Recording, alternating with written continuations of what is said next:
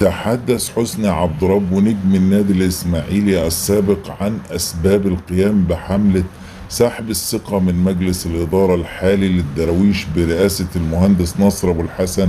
مؤكدا أن النادي الإسماعيلي مخطوف من الناس اللي يستاهلوا يكونوا موجودين في النادي ومجلس إدارته. وقال حسني عبد ربه في مداخلة هاتفية: نادي الإسماعيلي مسروق ومخطوف من الناس اللي تستاهل وجودها فيه وخدمت الدراويش، وبناشد وزير الرياضة الدكتور أشرف صبحي والدولة بمساندة الإسماعيلي في الفترة المقبلة اللي جاي أصعب من اللي فات، والدولة مشكورة وقفت مع الإسماعيلي من قبل في فكرة إلغاء الهبوط. وأضاف حسني عبد ربه: الناس المحترمة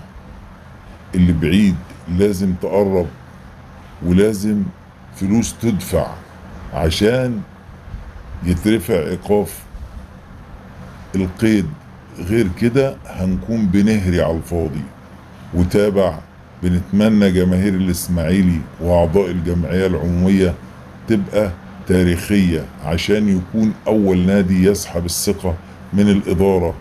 وأنا عندي رجال أعمال محبين للإسماعيلي يقدروا يضخوا أموال مقابل إن يكون في عقود شراكة في بيع لعيب أو الاستثمار.